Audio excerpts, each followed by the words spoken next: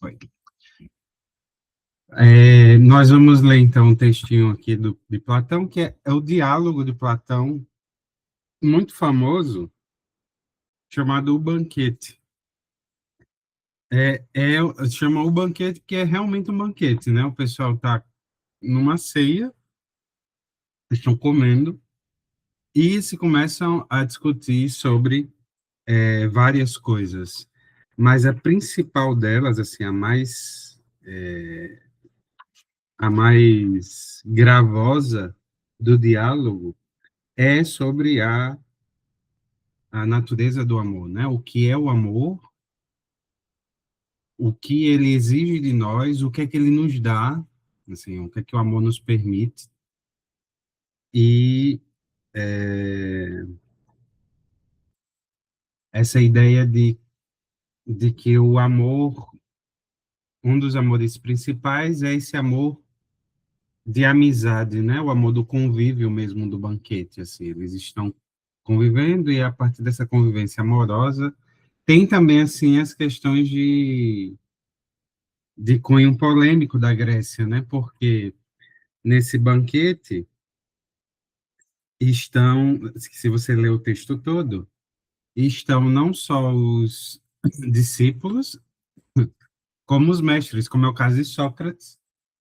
E na Grécia Antiga, a gente sabe, né, se vocês lerem se você leu o, o, o livro todo, você vai ver um costume que eles tinham, que é o da pederastia, né? Eles eram pederastas, boa parte dos mestres gregos, eles tinham não só um amor, a gente até usa a expressão, né? Um amor platônico, não só um amor de admiração pelo mestre, eles desejavam mesmo o mestre, né? Havia na Grécia essa relação de domínio e de submissão, eles chamam de erastes, de amado e amante, né? Não amante no sentido de que a gente usa normalmente, mas a relação entre amado e amante. Quer dizer, aquele que ama e aquele que é amado. Né? É isso que eles querem dizer. Então, isso acontecia também no convívio filosófico, né? No convívio do ensino, no que trata de ensino mesmo. Você tinha essa convivência entre homens e esse amor entre os homens que estavam buscando o conhecimento. Né? Não era só. Por isso que ela vai citar lá o amor físico, o desejo físico, né? Primeiro eles desejavam belos corpos, depois belas ciências, belas almas, e assim sucessivamente. E vamos lá para o texto aqui, que está... Eu disse para ler a página 41, eu vou pegar só um pedacinho da página 40, aqui, esse finalzinho, onde aparece Diótima, né? Que é uma... O pessoal não sabe, fica uma briga na academia se ela é de verdade, se ela é uma invenção de Platão, enfim. Muita gente diz que ela existiu de fato, outros dizem que não, que ela é uma filósofa, pelo que se apresenta no texto, ela é introduzida nos mistérios, né, do amor, e Sócrates diz que aprendeu com ela o que seria o amor e a natureza do amor, né, que é o que nessa parte em que a gente está, é o que ele está discutindo, o que é que ele está dialogando. O método de Sócrates, ele dialoga perguntando, né? Ele pergunta a você o que é o amor. Você diz uma coisa, aí ele pergunta em cima daquela coisa que você disse, para ver se vai apurando. Você responde, ele pergunta novamente, até ele ver que chegou a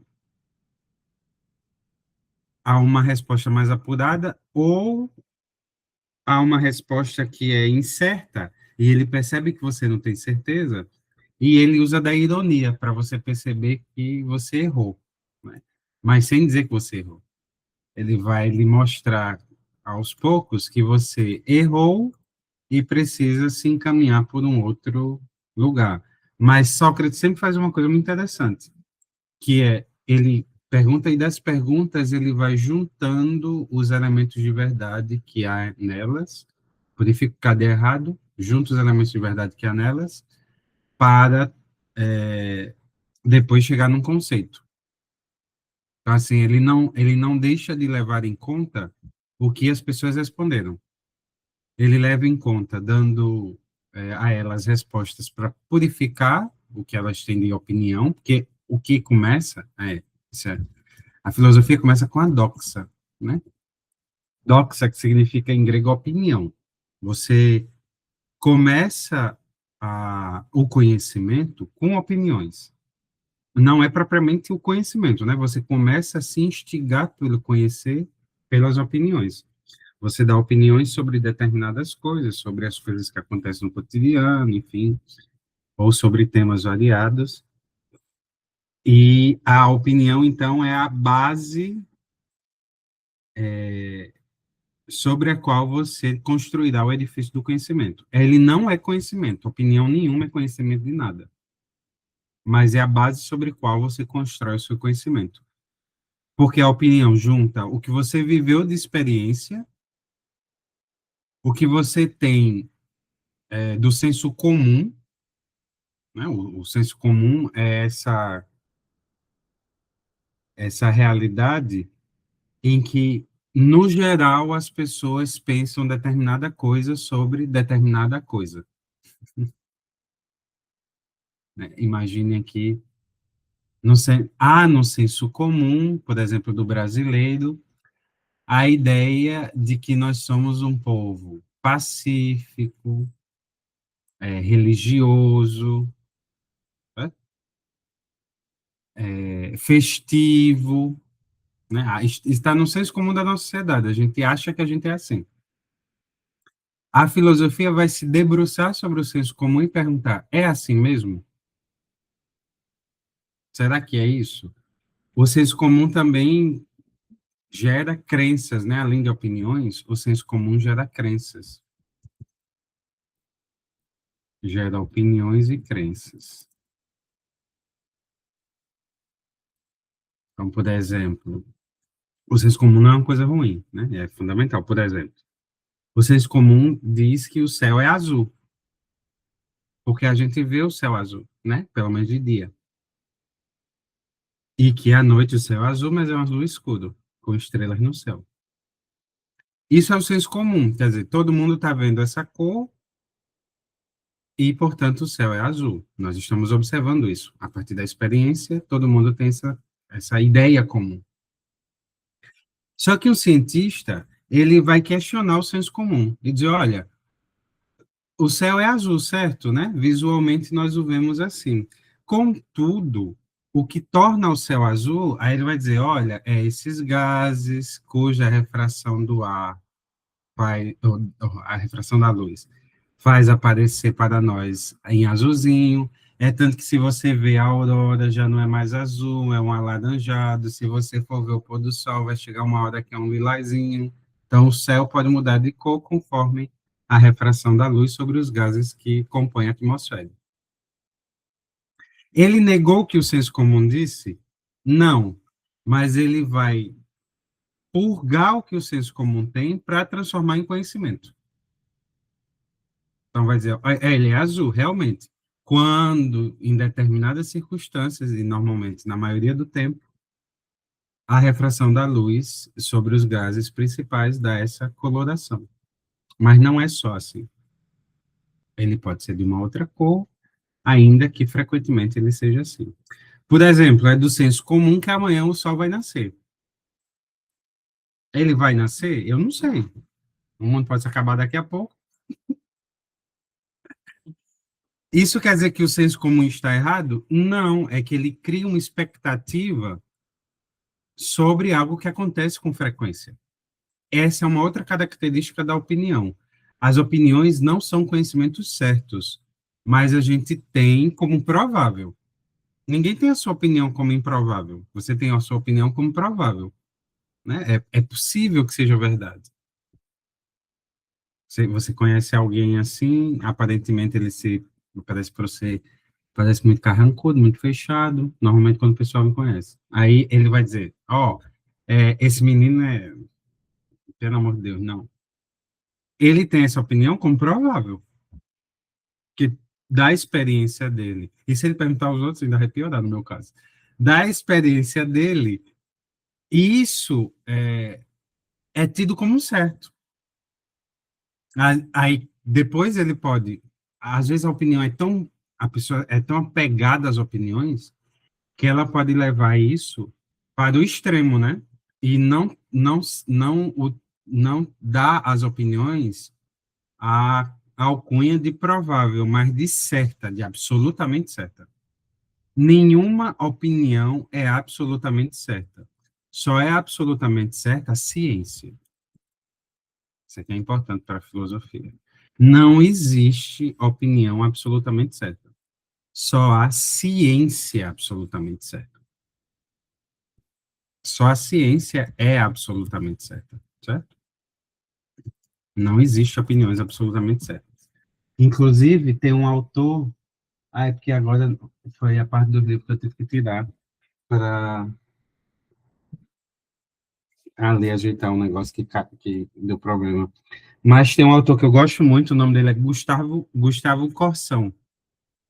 Corsão tem um livro que chama, é um livro fantástico, assim, fenomenal, chama A Descoberta do Outro.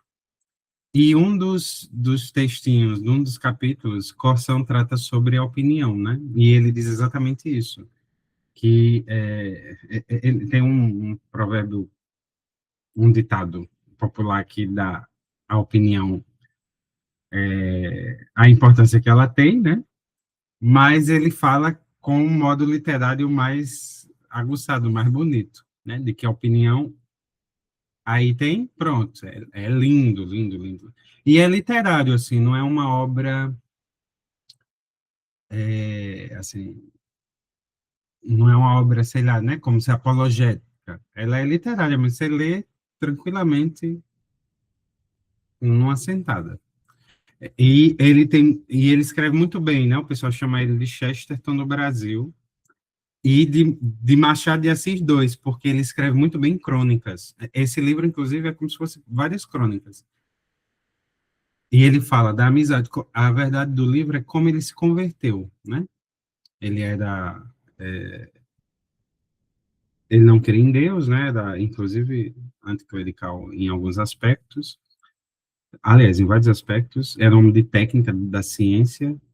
E ele diz que conheceu o cristianismo descobrindo o outro. Esse outro é o outro, Deus, e o outro, que a fé cristã nos pede para amar, né? É lindo, assim, ele vai falando dos relatos. Tem um relato que ele diz que veio uma senhorinha, ele conta em detalhes como ele começou a enxergar as pessoas, né? Não era só a vê-las, mas a enxergá-las, assim. É lindo, é lindo. Tem umas partes sobre amizade, enfim, é bem bonito.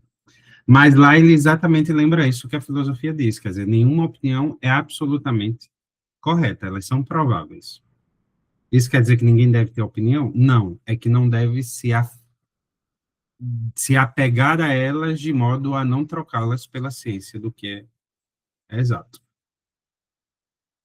Isso parece tranquilo, mas a gente sabe que tem um degrau, né, nas ciências. Na ciência mais importante, que a gente chama de teologia, tem muita gente que leva a opinião por ciência, e não é, né? Santo Tomás, inclusive, quando vai definir o que é a teologia, ele diz que é a ciência que Deus tem de si e que os anjos têm de Deus por participação. É a primeira questão da Suma Teológica, que é também outra coisa fantástica, né?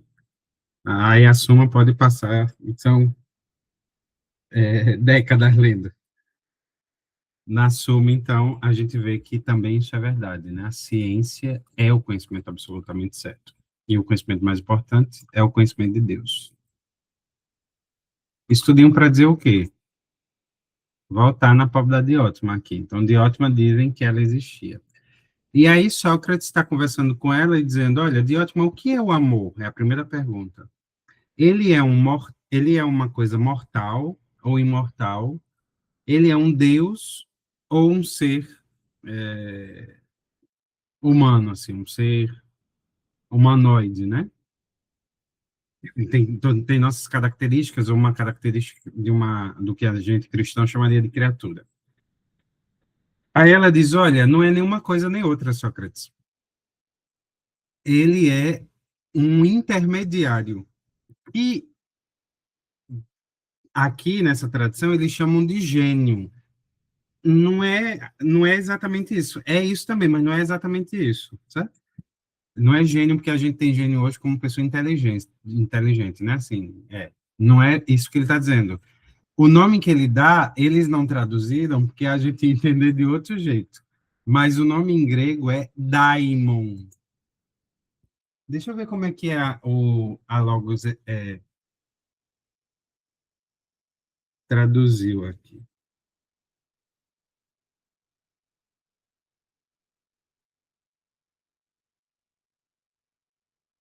Olha, ela diz, onton en oi daimones. Eles traziram daimones. Daimones, troloi, kai. Daimones é a melhor que tem mesmo aqui. Daimones não é uma tradução, a gente vai dizer que é ele transliteraram, certo? Daimones. Ai, Jesus, cadê? Então, ele está dizendo aí, ó. Esses daimones são muitos de naturezas diversas, e um deles é Eros. Daimones, então, daimon é o singular, daimones no plural, né? Ele, então, por que eles traduziram aí assim? Porque a gente ia achar que é um demônio. Não é um demônio, ele não está falando demônio, não existia demônio para os gregos, né? Então, ele não está falando demônio. A ideia mais próxima a um demônio para o grego é o Hades. Não tinha um desenho que tinha um Hades, né? Era um branquinho assim com uma roupa preta que vivia no reino dos mortos. Mas isso não é a mesma coisa que a gente entende por um demônio. Então, quando ele está falando aqui de daimones, a ideia, isso é muito engraçado, porque esse povo é pagão. E a ideia que eles têm aí lembra um anjo.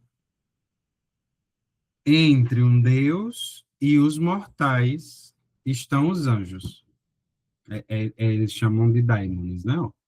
Que são, aí sim, entidades que orientam os homens sobre o que os deuses têm de bom e comunica aos homens isso, e aos deuses o que os homens têm de bom. Então, eles são os responsáveis por fazer o intercâmbio entre os deuses e os homens. Lembra muito os anjos, né? Muito, muito, muito, muito, muito. E são os intermediários entre Deus e os homens, fazendo exatamente o mesmo intercâmbio que esses pagãos estão dizendo aqui. Quer dizer, levando o que há de bom dos homens para Deus e o que há de bom de Deus para os homens. A primeira oração eucarística diz isso, né? Senhor, que suba esse sacrifício e as nossas orações pelas mãos do vosso santo anjo, que é o anjo Rafael, né? Que leva as orações até o céu. Então, a Diótima diz, olha, primeira coisa, o amor não é nem um Deus, Eros, que ela vai chamar, né, aí, Eros. Eros não é nem um Deus, nem é um homem, um ser mortal. Ele é um intermediário entre essas coisas. Aí aqui cabe um adendo para falar dos tipos de amor que os gregos têm. O Papa Bento XVI retoma essas ideias numa encíclica dele muito bonita chamada Deus Caritas Est. Na Deus Caritas Est, Bento XVI dizia que o problema da palavra amor, que a gente traduz às vezes caridade por amor, né? É que a palavra amor, ela já não significa a mesma coisa que ela deveria significar. Então, ele dizia, olha, não, o ideal é que a gente fale de caridade, que é o amor de Deus, do que amor de qualquer jeito, porque senão fica... Deus é caridade, e não simplesmente amor, sobretudo para a gente que não entende o que é amor. Por quê? Porque o grego tem várias ideias de amor. E o amor que aparece lá é o amor agape, que não tem nada a ver com o que a gente acha que é amor, né?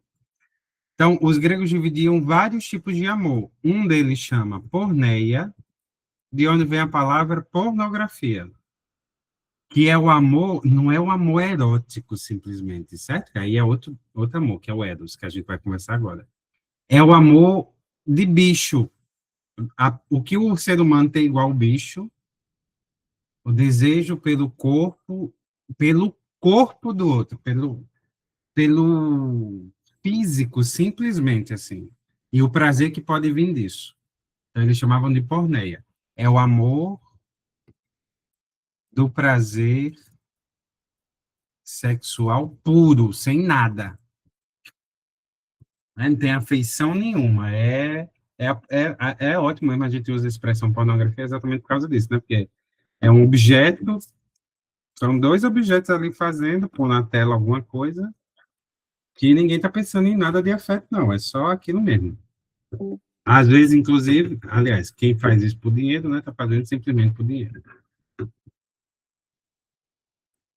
Deixa eu botar aqui meu computador para carregar, senão ele vai derreter.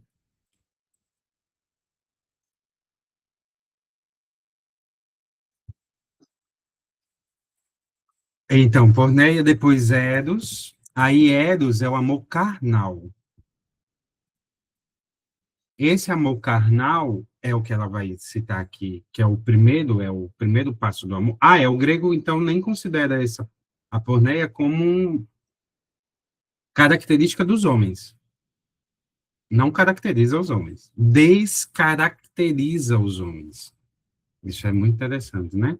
Eles vão dizer, olha, se o homem vive do amor porneia simplesmente, ele vai ser descaracterizado. É exatamente o que eu disse, é o que vai nos igualar aos bichos. O amor carnal, o amor de carne, é o amor pela beleza física e a afeição que se tem a essa beleza.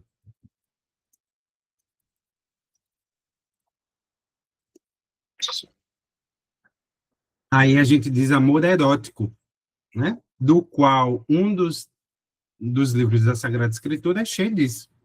Chama Cântico dos Cânticos, né? Olha, você é tão bonita. Bem, as comparações não são, a gente não entende muito bem. Porque, né? Olha, você é tão bonita quanto a mula, não sei de quem. As mulheres não iam gostar muito, não, né? Oh, seus lábios são belos. Prenda-me como um selo no teu coração, não é? Essas coisas bem românticas e cuja afeição física, carnal, é o foco. Claro, do Cântico dos Cânticos a gente pode tirar a relação entre a alma e Deus, né? Mas ele não foi simplesmente escrito por isso, foi escrito realmente para elogiar uma mulher, a amada, no caso de... Aí depende do autor, mas a gente acha que é Salomão, né? Depois,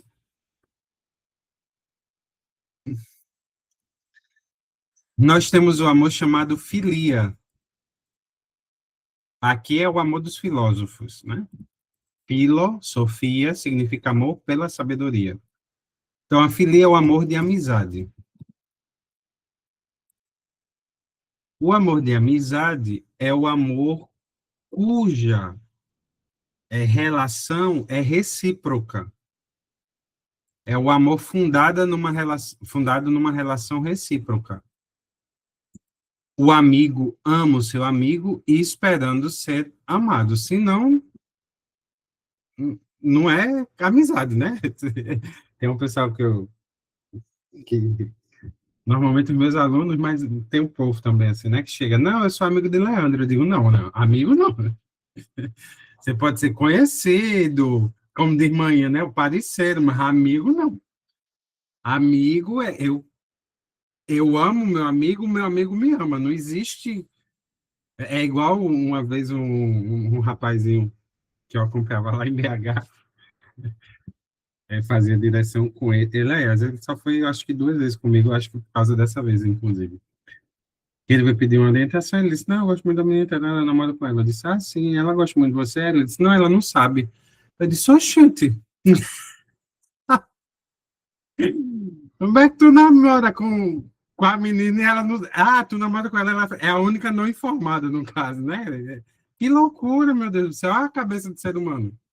Mesma coisa com a amizade. Né? A amizade é uma... A amizade Joyce, é assim, tudo bem. A amizade é uma relação recíproca, né? Fundada numa relação recíproca. Não tem essa historinha, não. Você é amigo, mas tu não fica esperando meu amor de volta, não. Então, não é amigo. O vínculo de amizade é o vínculo mais básico da sociedade. A sociedade se funda assim. Né? Por exemplo, você espera que as pessoas próximas a si retribuam na medida em que você dá. É claro, né? Você esperam que elas retribuam na medida que você dá. Até por um senso de justiça. Né?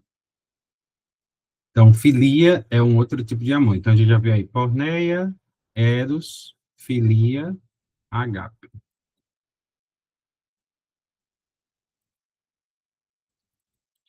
Esse amor aqui é mais difícil, né? É o amor desinteressado.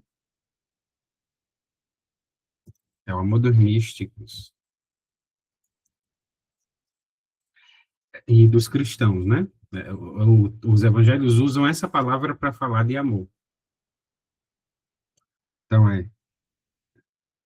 a não ser quando eles vão tratar de outro tipo de amor, né? Como, por exemplo, quando Jesus pergunta a Pedro, né? Se ele ama, ele usa 2 verbos, né? Esse aqui, se você gosta de mim ou se você me ama mesmo. Então, o amor agape, o pessoal diz ágape, né? O amor agape é o amor desinteressado. É o amor que eu amo sem esperar que me amem de volta. Então, é o amor que só dá. Ele não espera receber. Não é fácil de fazer. Na oração atribuída a São Francisco diz, né? Amar sem ser amado. Pronto, é isso aqui. Você ama sem esperar que lhe amem de volta. Veja, os gregos tinham essa ideia. E eles são pagãos. E que coisa medonha, né? É um negócio assim, a gente sabe que é sinal de Deus mesmo, porque o povo só pela razão chegou a essa noção de amor. Quer dizer que eles viviam? Não é tão difícil quanto hoje. Mas a noção já existia. Eu amo por amar, de São Bernardo, né? Amo porque amo, amo por amar. Pronto. Eu não estou esperando nada em troca. Esse é o amor de Jesus. Jesus é esse amor. Deus é amor assim. Eu já pensei se Deus amasse a gente, esperando que a gente desse alguma coisa a ele? Meu Deus, eu mesmo não tinha nada para dar para ele. Não tinha, não, não tenho. O que, é que eu vou dar a ele? Uma oração do Padre Garrigou. Vou até mandar lá no grupo, vocês. É uma oração que é uma das minhas orações preferidas para Quaresma. Chama Ato de Abandono. E ele diz no finalzinho, um negócio extraordinário. Ele no finalzinho ele diz assim, né? Senhor, sabes que eu te amo, ainda que eu não saiba. O Senhor sabe que eu tenho um amor, ainda que eu nem ache que eu tenho, porque o Senhor me amou por primeiro, né? Ele me buscou por primeiro. Então, há uma fagulha do teu amor que às vezes nem eu conheço. E ele faz a oração, né? De Nosso Senhor virar, revirar ele, como um oleiro, né? Faz com a argila. Então, o amor agape é esse amor desinteressado, certo? Tem outros tipos de amores mais auxiliares, mas esses quatro são os mais importantes. Por exemplo, o amor que cria vínculos de sociedade, sociedade mesmo jurídica, né? Eu sou sócio de fulano. Dentro do amor de amizade, esse de sociedade tem, né? O amor entre os cônjuges, lá dentro do amor erótico, né? Que vai se aperfeiçoando no cristianismo para se transformar no amor ágape e assim sucessivamente. Então ela está dizendo, olha, ele é um daimon que nos orienta para aquilo que dos homens há de melhor que nos foi dado pelos deuses. Aí Sócrates pergunta a ela quem é, de onde é que o amor nasceu? Ele nasceu de quê? Já que ele não é um deus e nenhum homem, qual é a origem do amor? E aí Diótima vai contar, ele vai contar o que Diótima disse a ele, que o amor nasceu da união entre aqui o texto chama recurso, mas é entre abundância, se juntaram tudo num banquete, né? Os deuses estão bebendo néctar lá no Olimpo. Aí, é uma coisa bem grega, é engraçado, né? Os deuses tudo com hábitos humanos. Os deuses estão lá no Olimpo bebendo néctar, bebendo aquela festa toda. De repente, Pênia, que é a pobreza, ela encontra a abundância, e a abundância já estava meio melada, assim, bebeu muito néctar, já estava meio drogado. Aí Pênia diz, olha, eita, eu vou roubar um pouco de abundância. Como? Tendo um filho com ele. Dormem juntos, né, os dois lá no Olimpo, porque os deuses deles têm corpo e tudo. E nasce um bebezinho. Esse bebezinho, esse ser que nasce, não um bebezinho, já nasce um ser, né? Esse ser que nasce é Eros. Eros é filho de abundância e de pobreza. Isso é muito, muito, muito boa imagem. O mito é todo mentiroso, mas a imagem é muito boa. Por quê? Porque é exatamente o que o amor é. Por que a gente busca um amado? Porque nos falta, não é? Falta algo na gente. Então a gente procura algo que nos complete. Isso é algo que nos enriqueça, que enriqueça a nossa pobreza. No casal, por exemplo, alguém que lhe complete, né? Na vida religiosa, o Deus da sua vocação, o Deus que lhe chamou, que vai lhe completar na vida consagrada, né? O amor só busca porque falta. Então, ele tem que ser realmente filho de pobreza, porque falta sempre a ele. E mesmo quando ele possui, ele deseja mais. Esse é um dos mistérios do amor, né? Ele nunca está saciado. Ele sempre deseja mais. Inclusive, essa é uma das graças em teologia, para o fato de que a gente pode sempre aumentar a nossa caridade, inclusive no céu, né? Então, a caridade sempre aumenta. Ela nunca é estática. Se eu amo, eu tenho um desejo de amar mais. E amar mais, e amar mais, e amar mais, e amar mais, e amar mais, e não acabar nunca. Então, sempre falta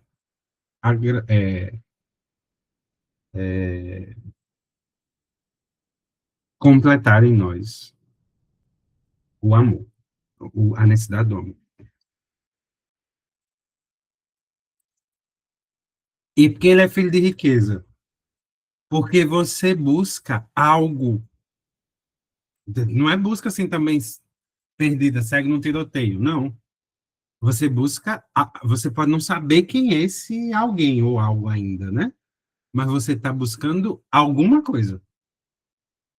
Toda a ação do amor, ela é intencional. Veja, o amor agape aqui, por exemplo, é o amor desinteressado, não é amor sem intenções, senão não é amor. Ele tem uma intenção, quer dizer, ele está buscando um fim. No caso do amor agape, é um fim de agradar simplesmente ao outro e não a si, né? De servir, de dar ao outro e não a si mesmo. Esse é o fim, a intenção. Todas as nossas, tudo que nós fazemos com uma intenção para determinado fim. A luta é nós, eu já comentei isso na última aula, né? A luta é nós purificarmos as nossas intenções, que normalmente elas são mesquinhas. Muito normalmente. Tem um livro, outro livro muito famoso, ótimo para a quaresma também, chama Preparação para a Morte de Santo Afonso Maria de Ligório. Cada folha é uma facada. Né? Você sai igual uma peneira, todo cortado. E na Preparação para a Morte, um dos capítulos é exatamente esse, é a pureza das intenções. E é uma das coisas mais difíceis da vida ascética e mística. Né? Purificar as intenções. São João da Cruz fala isso de outro jeito no Subida do Monte Carmelo, ele fala também de purificar as intenções, né, mas ele chama, tenham cuidado com os pecados que se refinam, que vão ficando mais refinados. Fechar a boca na quaresma para fazer jejum é muito tranquilo. Fazer jejum de consolações é outra história. Né? Às vezes você não tem gula no corpo, mas tem gula na alma. Aí é grave. Ele diz, então, a pobreza foi atrás de recurso, né, que é filho de prudência, banqueteou-se, nasceu o amor.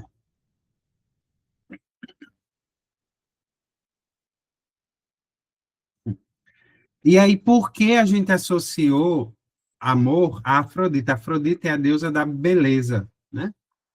Inclusive, da beleza, de todas as graças que a beleza pode trazer, e do prazer físico, carnal, né? É tanto que a gente usa para coisas que atiçam esse prazer, o desejo carnal, que elas são coisas afrodisíacas, lembranças de Afrodite. Né? Afrodite, então, tem um discípulo, porque foi no aniversário dela que nasceu o amor, Eros. Eros é Cupido para os romanos. Já viram, né? Aquele bichinho que solta uma flecha, pega no coração. Ai, que amor, que coisa linda, fica apaixonado. Pronto. Eros é esse rapazinho aí. E a senhora dele é Afrodite, né? Afrodite, que para os romanos vai se chamar Vênus. Afrodite para os gregos, Vênus para os romanos. Deixa eu ver se aqui a pintura, se eu acho a pintura boa de Vênus. Porque o nascimento de Vênus é uma coisa bem escrota, né? Eu não vou contar para vocês não, porque isso aqui fica gravado, mas é muito escroto o nascimento de Vênus. A baixaria do nascimento de Vênus. Negócio de todo mundo. Na pintura lá, depois vocês procuram a pintura renascentista, né? Do nascimento de Vênus. Que é aquela mulher saindo uma concha do Botticelli. Saindo uma concha no mar. Você já conhece essa pintura? Conhece? Deixa eu ver se eu acho ela. É porque pintura é ruim de achar. E eu não estou com o Google Arts aqui aberto. Arts and Culture. Aliás, eu vou até mandar para vocês também o Google Arts and Culture, porque é muito bom de vocês verem obras de artes. A gente vê tanta coisa ruim, ver coisa boa é bom. Ajuda muito. Ai, não tem o Nascimento de Vênus, que pena. Ah, tem aqui, peraí, deixa eu ver. É difícil. Ah, tem, pronto. Deixa eu ver se eu coisa aqui para mostrar para vocês, viu? Essa Afrodite que ele está falando é essa moça aqui, ó. Essa senhora aqui. Botticelli. Dá para ver? Dá? Dá sim. Pronto.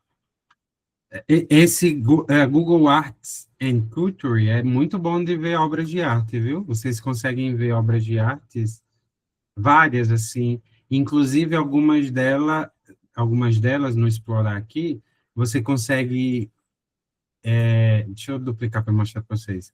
Você consegue ver os detalhes, sabe? Ele vai explicando os detalhes para você. Aí, olha, olha, presta atenção nisso aqui, presta atenção naquilo ali. Eu boto para os meus meninos ver, quer dizer, eu indico, né? Não sei se eles veem, porque eu não consigo acompanhar. Mas é um negócio extraordinário. Quando ele coisa aqui, que eu não sei o que é que ele fez aqui, que não apareceu para mim, mas você consegue explorar várias obras com, com bastante precisão, assim, ó, dando pedacinho em pedacinho. É um negócio bem legal. Não sei porque não está aparecendo aqui agora. Oxente.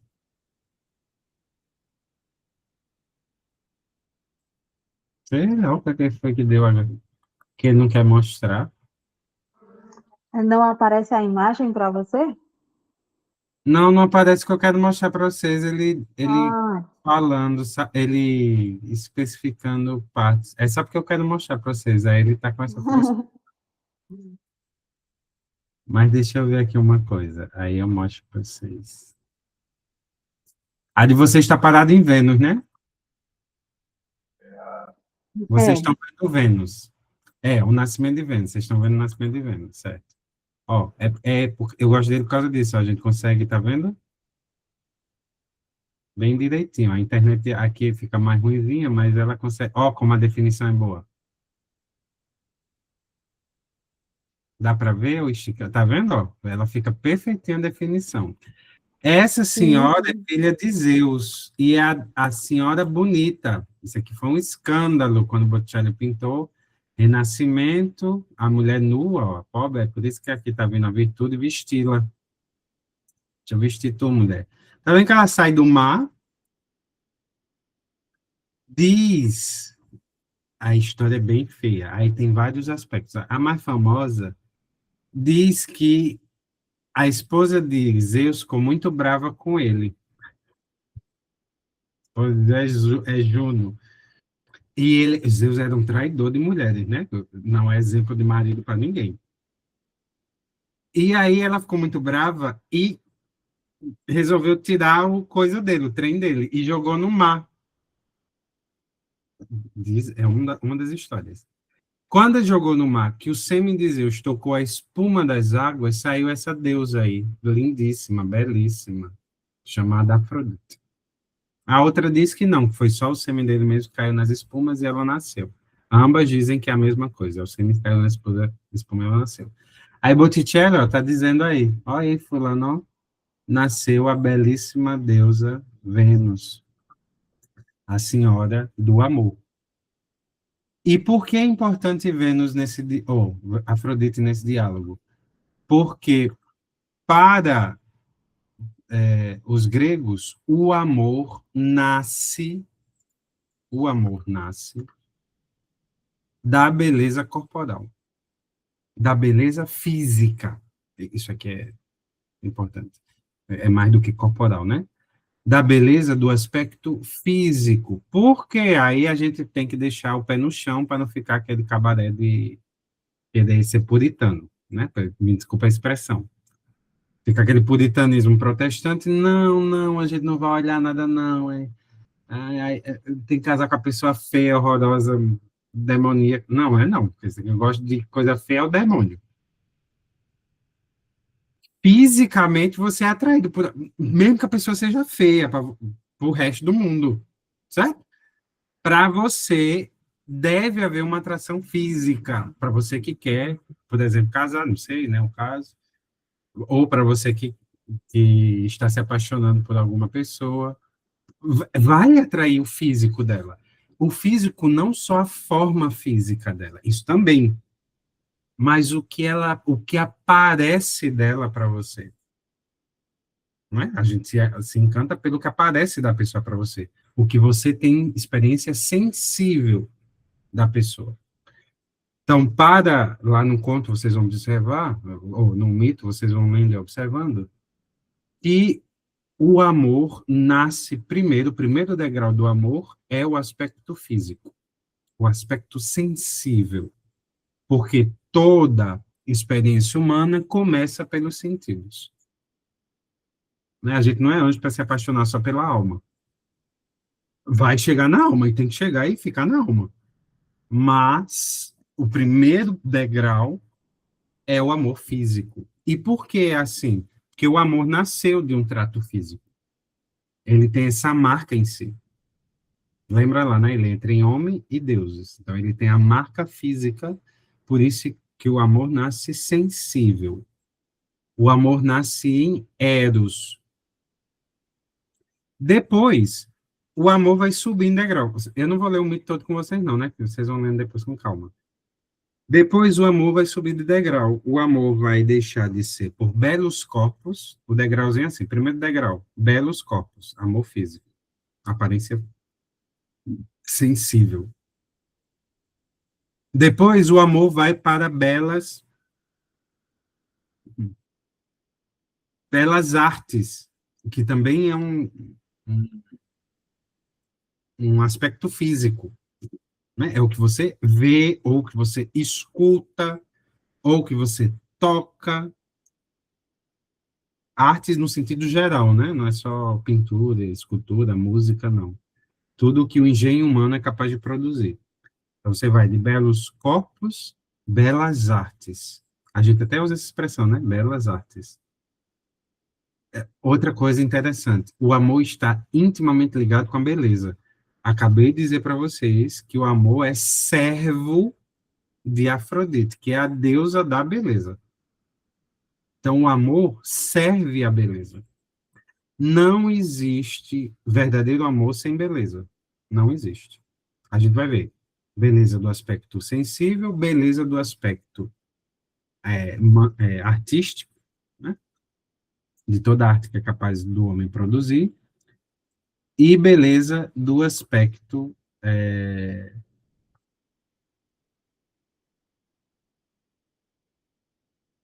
abriu aqui.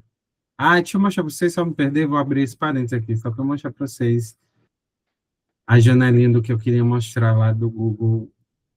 Cadê, Jesus? Ó, é assim que ele faz, ó, o Google Arts. Você vai baixando, aí ele diz, né, quem fez a pintura, como é que chama essa pintura. Aí, ó,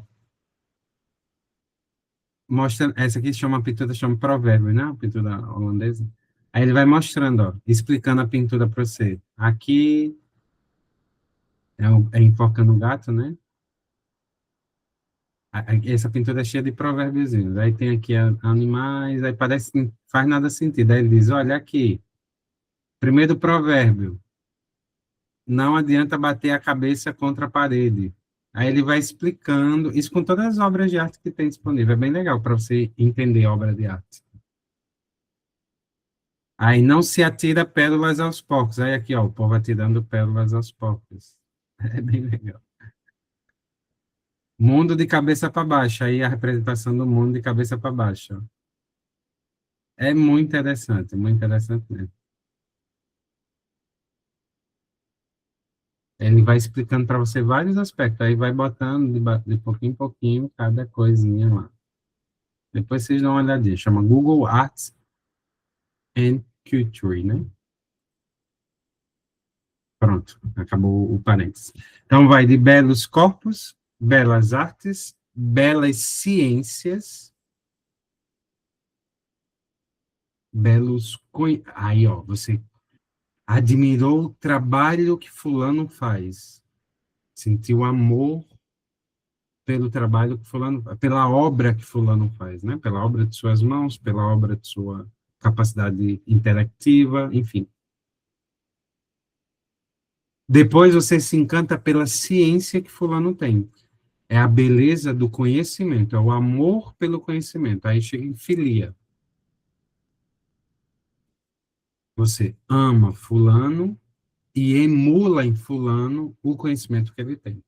Emular é uma palavra para você dizer que quer do outro o que ele há de melhor, competindo, para ver quem vai ser melhor para o outro.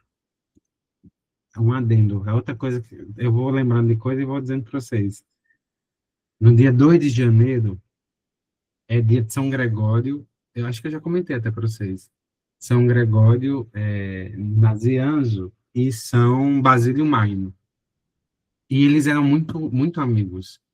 E a leitura do ofício de leituras desse dia, a segunda leitura, a leitura geográfica, é uma das coisas mais bonitas do mundo.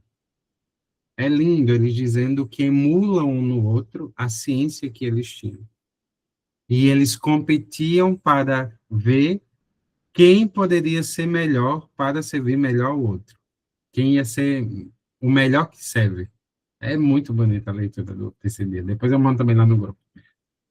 Então, o amor pelas ciências é o segundo passo da sabedoria. Então, belos corpos, belas artes, belas ciências, belas almas. Como é que a gente ama a beleza de uma alma? Pelas virtudes dela. Então, fulano é justo. Eu amo a justiça nele. Olha como vai purificando, né? Não interessa se fulano é bonito, se ele é feio, se ele é gordo, se ele é magro, se ele sabe fazer alguma coisa manual, ou se ele não sabe. Não interessa se ele é muito inteligente. Interessa que ele opera conforme a justiça. Ele obra moralmente conforme a justiça. Aí já está olhando só a alma mesmo. Já não está olhando só o aspecto físico mais. Está olhando o aspecto espiritual. Por fim, Diótima vai falar, aliás, Sócrates vai falar que Diótima disse, que nós, de belos corpos, belas artes, belas ciências, belas almas, chegamos ao belo em si, o belo puro, o belo com B maiúsculo. Esse belo com B maiúsculo é Deus. Ele não sabia, mas a gente sabe. Quer dizer, Sócrates sabia ainda um pouco, né? E Platão sabia ainda mais. Mas essa beleza aqui é Deus. Então, o final de todos os amores, o fim para qual todo amor indica é a Deus Nosso Senhor. Todo amor que lhe move é o amor para Deus. Você é movido por amor para Deus. Ou porque você realmente está conhecendo o que as coisas são e está se encaminhando, ou porque você se ilude por aquele mal sobre a aparência de uma coisa bela. A gente sempre escolhe as coisas ou porque estamos certos delas, ou porque a gente está iludido, né? Mas a gente nunca escolhe por um motivo ruim, a gente escolhe por um motivo bom. Então, aparentemente é bom, ainda que seja mal. Então, aí a beleza final, como nós vimos que o amor serve à beleza, é que o amor é o amor final, né? É o amor pelo belo em si, por ele mesmo. É o amor que se sacia no amor original, no amor primeiro, certo? Aqui ele diz, né? É o amor pelo belo aqui, né? E depois aqui ela está falando, e depois lá embaixo ela vai dizer o amor pelo belo em si, pela coisa em si, não mais pelo caráter, pela beleza do corpo, pela beleza do que ele faz, mas pela beleza originária, a beleza que criou ele, a gente diria no cristianismo, né? A beleza que o fez. De modo que quando o casado está olhando para a sua esposa, ou a esposa está olhando para o seu marido, ela agradece, ela ama nele a beleza dele e, no fundo, pela beleza dele, a beleza que originou ele, que é Deus. A gente diz, né? Você dá sentido espiritual às realidades naturais. Porque a gente sabe que a origem das realidades naturais é a vida espiritual. Certo? Então, você olha para o seu... Imagine lá, não vou tomar as meninas que são da comunidade de vida, né? Elas olham, eu lembrando aqui, na minha mente, veio o pessoal do convento. Eu olhava para aquele frade, muito inteligente, falando de teologia, explicando sobre Deus, com amor, com devoção. Existem desses ainda, viu? O mundo se acabou, não. E eu dizia, meu Deus, que coisa fantástica, né?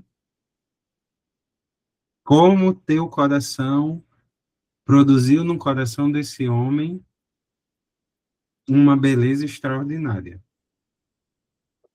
Então, é aquela beleza que lhe faz remeter para o Criador dela. É isso que ela quer dizer no final que o amor vai fazer, né? Ele vai fazer você olhar para lá, mas lembrando de lá. Você está contemplando nas criaturas aquele que é o seu Criador. Então, você está amando nas criaturas aquele que é o seu Criador. Segundo o mandamento da lei de Deus, no resumo de Jesus. Né? Ama a Deus sobre todas as coisas e ao próximo, como a ti mesmo, como eu os amei. Então, porque a gente ama os outros, é por causa dos outros, tem a menor condição, né? A pessoa que me ama por causa de mim mesmo, ela tá doida. Tem a menor condição dela me amar por mim mesmo. Ela é doida ou ela é doida, não tem nem outra explicação. Ela tem que me amar na medida em que, em mim, ela ama a Deus. Os místicos chamam isso de aversão às criaturas. É estranho que isso seja chamado de aversão às criaturas. Quer dizer, que você ame as criaturas sem querer possuí-las. Sem que elas sejam um impedimento para o seu encontro com Deus.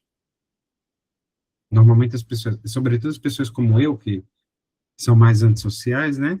Elas acham que essa aversão às criaturas é simplesmente se trancar no eremitério, ninguém me toca.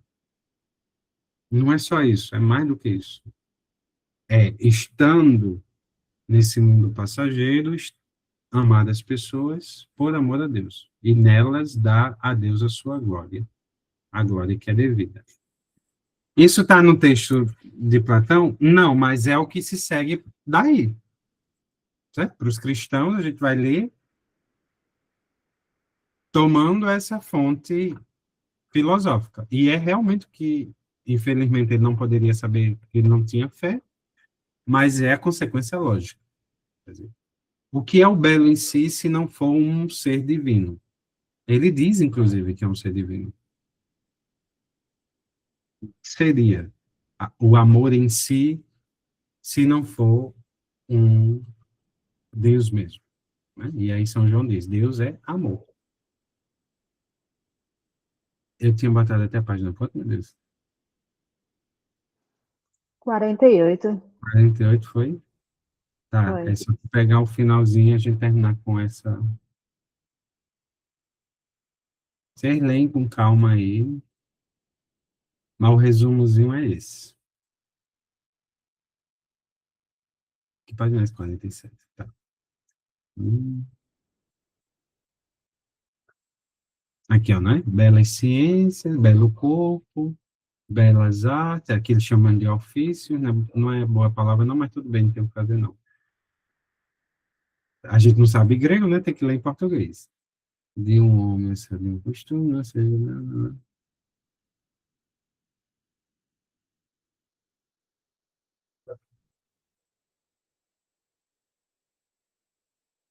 Aqui. Aqui. É a página 48 mesmo. Aquele, pois, que até esse ponto tivesse sido orientado para as coisas do amor, contemplando em seguida e corretamente o que é belo, o que é belo, esse verbo é fundamental. Já chegando ao ápice dos graus do amor, né? Foi subindo, subindo, subindo, subindo. Súbito perceber algo de maravilhosamente belo em sua natureza. Aquilo mesmo, ó Sócrates, a que tendia todas as penas anteriores. primeiramente sempre sendo, sem nascer nem perecer, sem crescer nem decrescer, e depois não de um jeito belo e de outro feio, nem ora sim, ora não, nem quanto a isso belo, enquanto aquilo feio, nem aquilo belo ali feio, como se a uns fosse belo e a outros feios, nem por outro lado aparecer-lhe-á o belo como um rosto ou mãos, nem como nada que o corpo tenha consigo, nem como discurso ou ciência, nem certamente como a existir em algo mais, como, por exemplo, animal da terra ou do céu, ou em qualquer outra coisa, ao contrário. Aparecer-lhe-á ele mesmo, por si mesmo, consigo mesmo, sendo sempre uniforme, enquanto tudo mais é belo, dele participa. De um modo tal que, enquanto nasce e perece, tudo mais que é belo, em nada ele fica maior ou menor. Nada sofre. Bem, isso aqui é Deus. Não tem como ler e não ver que é Deus. Tudo mais que é belo, dele participa. Tá vendo que esse homem só faltava acreditar em Jesus? Que não tinha como ele acreditar porque Jesus não tinha nascido?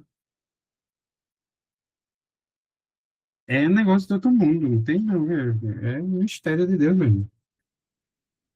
Quando, então, alguém, subindo a partir do que é belo, através do corpo, do correto amor aos jovens, começa a contemplar aquele belo que quase que estaria a atingir o ponto final, eis com o efeito em que consiste o proceder corretamente nos caminhos do amor, ou, por outro, se deixar conduzir. Olha, isso aqui ainda é mais forte.